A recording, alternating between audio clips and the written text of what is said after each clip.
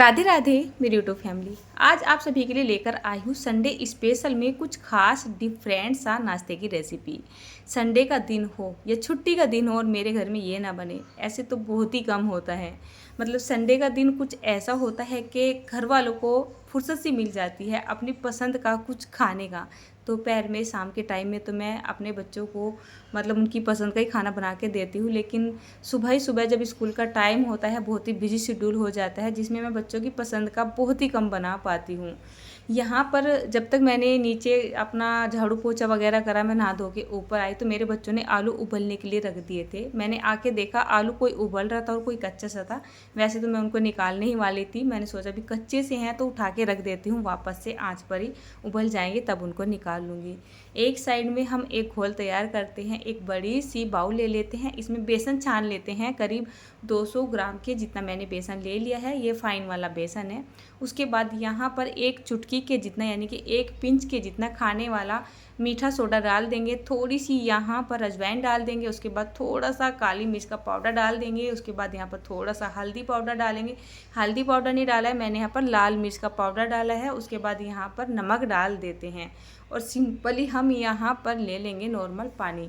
अच्छा, जैसे मैंने यहाँ पर सोडे का इस्तेमाल किया है ना, तो इसकी साथ आप हल्दी का इस्तेमाल मत कीजिएगा, नहीं तो क्या होगा, आपका जो घोल है ना इसका कलर बिल्कुल बेकार आ जाएगा। मतलब लाल सा भी नहीं रहता है, पीला सा भी नहीं रहता है। अगर आपको हल्दी डालनी है तो सोडे का इस्तेमाल ना करें, सोडा डालना है तो हल्दी का इस्तेमाल ना करें। पानी डाल के हमें इस तरीके से फ्लोइंग कंसिस्टेंसी वाला इसका घोल बना के तैयार कर लेना है। इसको साइड में छोड़ देते हैं जब तक हम आलू को छील के तैयार कर लेते हैं। जब तक मैंने घोल बनाया आलू अच्छे से उबल चुके थे, इनको पहले पानी के अंदर से निकाल लेते हैं। अभी बहुत ही ज़्यादा गर्म है, लेकिन अफसोस इस बात का है कि मुझे इतना टाइम नहीं है कि मैं इसको ठंडा कर सकूँ।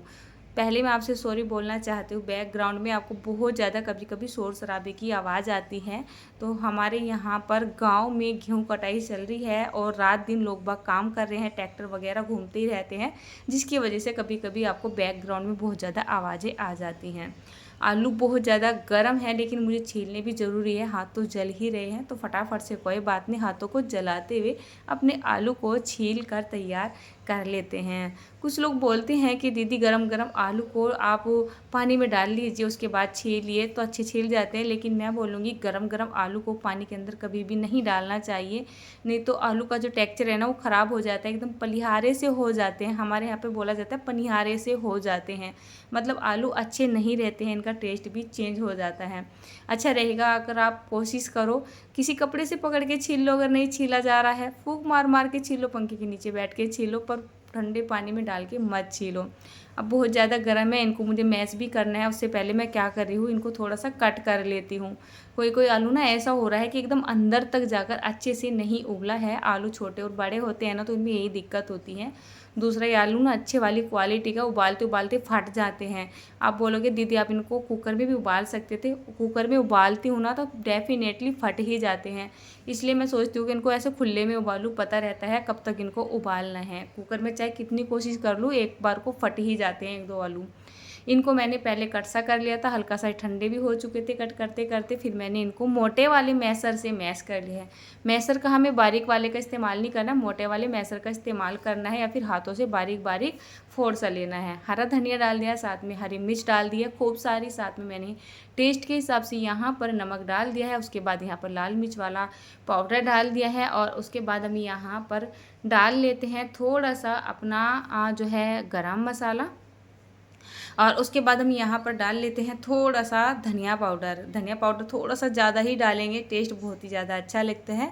साथ में मैंने यहाँ पर डाल लिया है थोड़ा सा आमचूर पाउडर, हल्का सा खटास भी देना ज़रूरी है। अब ये जो बनने जा रहा है ना, थोड़ा सा चटपटे वे में बने तो खाने में ज़्यादा टेस्टी लगता है। एंड टाइम थोड़ी सी मैंने यहाँ पर कसूरी मेथी डाल दी है और इसको अच्छे से मिक्स कर देते हैं। मैं आपको फिर से बता रही हूँ, अगर आप इस तरीके के आलू वड़ा या आलू बोंडा जो भी आप बोलते हो, हम तो यहाँ पर सिंपली बोलते हैं अपने आलू के पकोड़े इनको। तो जैसे इनको बना रहे हो तो इसकी जो स्टफिंग ही बन रही है ना, इसको आप थोड़ा सा मोटा मोटा ही मैश करें, एकदम बारीक से ना करें, कद्दूकस तो बिल्कुल भी ना करें, नहीं तो खाने में अच्छे नहीं लगते हैं।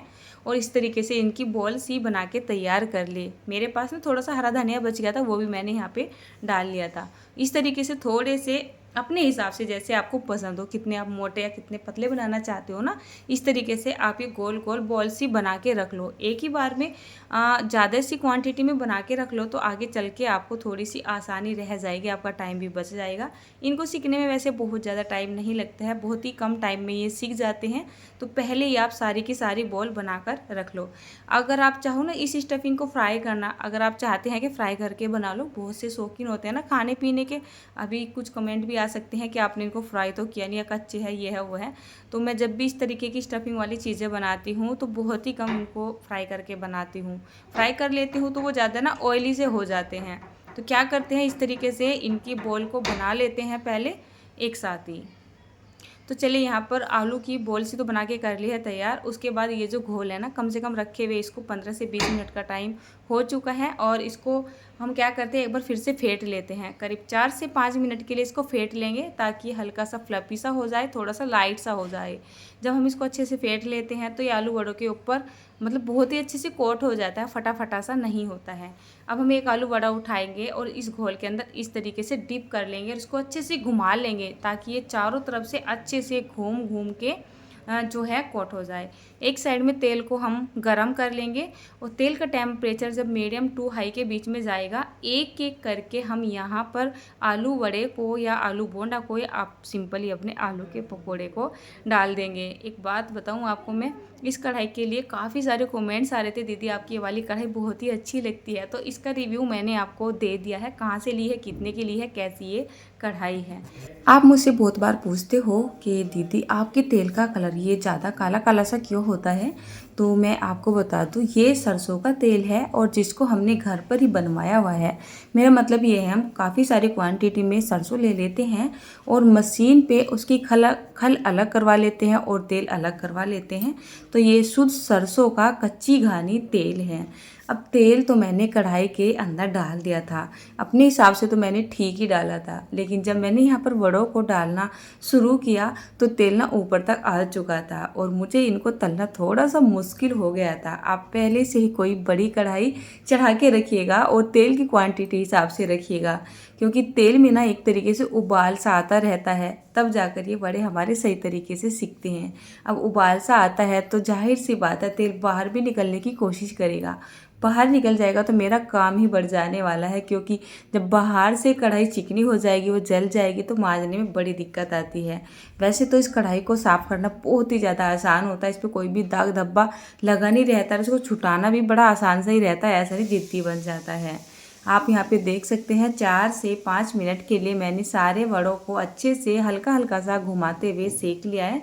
कलर तो देखिए आप इसका कितना प्यारा सा आया हुआ है। मैंने यहाँ पर हल्दी पाउडर भी नहीं डाला था ना, अगर मैं यहाँ पर हल्दी पाउडर डाल देती तो कलर ना इनका इतना ख़राब हो जाता कि देखने में अच्छा नहीं लगता, खाने में तो अच्छा क्या लगेगा। तो चले यहाँ पर फ़िलहाल भोग का टाइम हो चला है।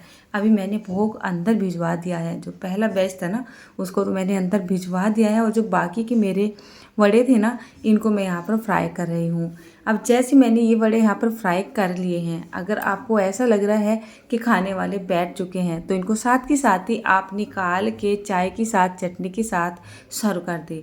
और अगर आपको ऐसा लग रहा है ना अभी खाने वालों को टाइम है, तो आप क्या करोगे, सारे के सारे वड़ों को उठा के रख लोगे। अक्सर शादी ब्याह में आपको गरम गरम वड़े खाने के लिए मिल जाते हैं, और शादी ब्याह में तो हज़ार हज़ार लोग एक ही साथ खाते हैं, सबको गर्मा गर्म वड़े कैसे मिल जाते हैं ये हम सोचते हैं अक्सर, है ना। उसके लिए पता वो क्या करते हैं, वो सारे वड़े हो, पकौड़ी हो या इस तरीके की फ्राई चीज़ें हो, उनको कम से कम 70 to 80% सेक कर रख लेते हैं। और जब देखते हैं अब खाने वालों की संख्या बढ़ती जा रही है तो फटाफट से तेल के टेम्परेचर को अच्छा सा गर्म कर लेते हैं और उसके बाद फटाफट से उनको 1 से 1.5 मिनट के लिए सेकते रहते हैं और गर्मा गर्म सभी को सर्व करते रहते हैं। तो मैंने भी यही किया है, कभी भी मैं जैसे यहाँ पर बनाती रहती हूँ ना तो खाने वाले बैठते नहीं हैं, जब तक भोग जाता है ना, जब तक मेरे ये नाश्ते वगैरह बन जाते हैं, लेकिन भोग लगने के बाद भी काफ़ी टाइम होता है खाने के लिए, तो मैं ऐसे सेक के रख लेती हूँ और जब भी खाने वालों का टाइम होता है हम इकट्ठे बैठते हैं तब इनको सेकते हैं। फिलहाल इनका टेक्सचर ना ऐसा होगा, ये बहुत ज़्यादा ऊपर से भी क्रिस्पी नहीं बनेंगे, हाँ गर्मा गर्म खाओगे तो क्रिस्पी लगेंगे, लेकिन हल्की सी जैसे हवा से निकल जाएगी तो ऊपर की जो पापड़ी सी होती है ना, लेयर होती है, हल्की सॉफ्ट पड़ ही जाती है। तो पहले मैंने आपको टेक्सचर दिखाया डबल फ्राई करने से पहले। उसके बाद यहाँ पर खाने वाले बस बैठ ही चुके हैं, आ चुके हैं। अब मैं इनको डबल फ्राई कर रही हूँ। अब डबल फ्राई करने के बाद मैं काट के दिखा रही हूँ ऊपर की जो इसकी लेयर है या ऊपर की पापड़ी है, तो वो कितनी ज़्यादा खस्ता और कुरकुरी बन चुकी है। काफ़ी गर्म है, अभी मेरे हाथ भी जल रहे थे। और अंदर से इस वड़े का टेक्सचर देखिए क्या मस्त बना हुआ है। एक बात और बताऊं आपको, अगर आपको ऐसा लग रहा है ना आप इस तरीके के नाश्ते बना रहे हैं और आपके पास ये घोल बच गया है, उसका आपको क्या करना है, सिंपली आपको इस तरीके से पूरी बनाने वाला झारा ले लेना है और इसमें इस तरीके से बूंदी तोड़ देनी है, यानी बना लेनी है। इस बूंदियों से आप रायता बना सकते हैं, कोई नाश्ता बना सकते हैं या फिर इनको कढ़ी में डाल सकते हो।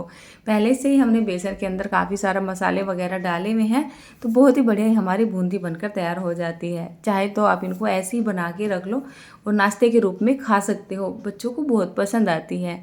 मैं अक्सर ऐसा ही करती हूँ, जब भी इस तरीके से नाश्ते बनाते बनाते घोल बच जाता है ना, तो मैं इस तरीके से बूंदियाँ बना लेती हूँ। हम कभी भी रायते की बूंदी, कढ़ी की बूंदी मार्केट से नहीं लेके आते हैं। मेरे बच्चे तो इनको ऐसे ही कटोरी में डाल के खाना भी बहुत ही ज़्यादा पसंद करते हैं। इस तरीके की ये बूंदी आप वैसे भी बेसन से बना के अपने घर में रख सकते हो, ये कई कई महीने भी ख़राब नहीं होती है। आप चाहे तो इनको स्टोर भी कर सकते हो फ्रिज में, और आप चाहे तो इनको ऐसे नॉर्मल भी रख सकते हो।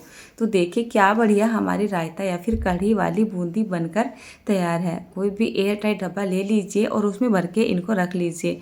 मेरे घर में तो बच्चे इनको ऐसे ही खा लेंगे, स्टोर नहीं करने देते हैं।